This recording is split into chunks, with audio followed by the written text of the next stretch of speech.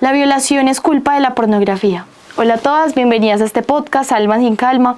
Qué alegría que nos podamos ver, capítulo 12, un jueves más de podcast. Bueno, hoy vamos a hablar, el podcast va a ser un poco distinto, pero creo que la situación lo ameritó definitivamente. Vamos a hablar del caso de Giselle Pelicot. No sé si algunas ya lo conocen, si no, aquí se los voy a contar un poco del caso de la mujer en Francia, ¿no? Bueno, les voy a contar un poco de por qué el título y por qué hemos decidido hacer como más que un podcast, en realidad es una reflexión. Resulta que Giselle era esposa obviamente de un señor, digamos que han tenido un matrimonio normal, duraron muchos años, más de 40 años en un matrimonio, y un día él se le ocurre una idea, y la idea es drogar a su esposa por la noche, o sea, drogarla, doparla con diferentes sustancias. Y luego de doparla, ¿saben qué hacía? Creó una página en internet que se llamaba Coco. En la página invitaba a hombres a través de diferentes plataformas de internet a ir a su casa, vivir casi que un ritual y violar a su esposa mientras ella era inconsciente. Esta situación Giselle la vivió sin saberlo durante más de 10 años. En que su esposo invitaba a hombres por la noche, la dopaba, la sedaba y ellos la violaban. 10 años, todos los días, Giselle sufrió violaciones sin saberlo. ¿Cómo se descubre el caso? Resulta que a este hombre se le ocurre la idea de poner un celular en un centro comercial de París a grabar por debajo de las faldas de las mujeres y la policía lo capturó. Cuando la policía lo capturó, fue a su casa a revisar todos sus equipos electrónicos y descubrió unas carpetas que se llamaban violaciones, abusos, mi prostituta, etcétera, etcétera, etcétera. Y descubrió la policía de que él no solamente había invitado de a 4 y 5 hombres para que violaran a su esposa diariamente, sino que además había registrado cada una de las violaciones que le había hecho. Y esto es casi que esto parece no real, parece de película, pero es real, existe, está en este momento en el proceso de juicio. Lo impactante de esta historia han sido 2 cosas. Primera, es que Giselle, además de otras víctimas de violación, ha decidido mostrar su rostro, decir yo soy, y a mí es quien me ha hecho la agresión, y participar de todas las audiencias, de toda la indagación, de todos y cada uno de las interpelaciones que le han hecho a cada uno de los violadores, escuchar todo lo que le pasó, porque ella no era consciente. De hecho, meses antes de que descubrieran eso, ella había ido al psiquiátrico porque ella pensaba que ella tenía Alzheimer, se le estaban olvidando las cosas, y el psiquiatra le dijo, evidentemente, usted tiene unas lagunas de conocimiento muy grandes. Claro, ella se acostó a dormir y perdía completamente la conciencia, estaba completamente inconsciente.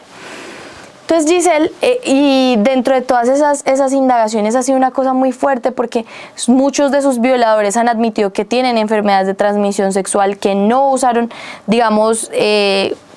nada para prevenirlo, antes bien, con sevicia violaron a Giselle y sabían que eso podía pasar. Ella obviamente en este momento tiene infinitos quebrantos de salud. Ustedes se podrán imaginar una mujer que la violen 10 años todos los días sin su conciencia. Eso es algo que ni siquiera nos cabe en la cabeza. Pero la reflexión al final que queríamos hacer en este podcast, y les invito a que sigan muy bien el caso y que no se dejen llevar por las ideas que el movimiento feminista ha utilizado a favor de él, ¿no?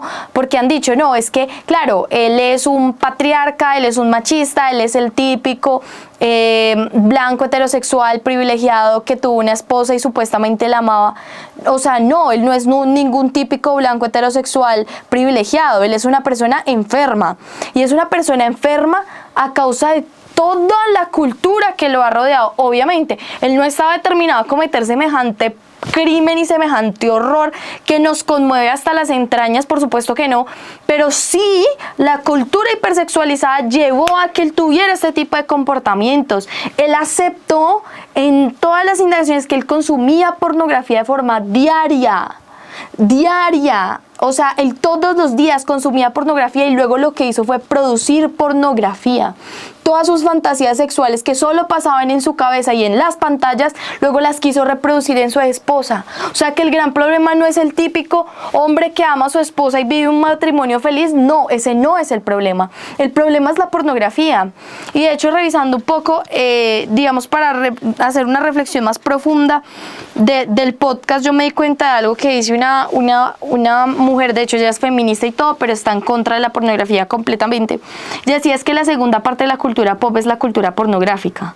O sea, todo nos habla de eso. Además, el 90% de los videos que pagas viendo pornografía son videos de que hay por lo menos un abuso, sea verbal o físico.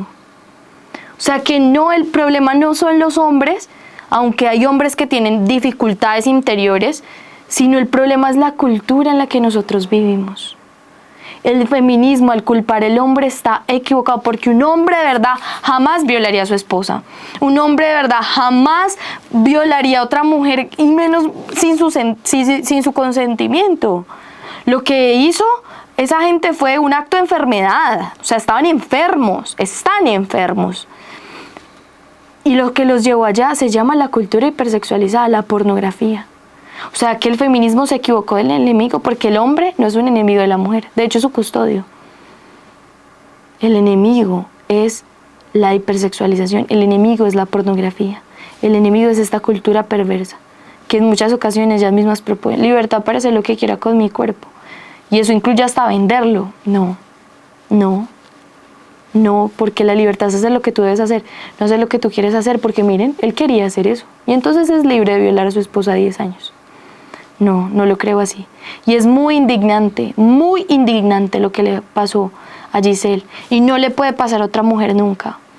Pero si nosotros queremos evitar que este tipo de crímenes sucedan, concentrémonos en el enemigo real. Dios los bendiga.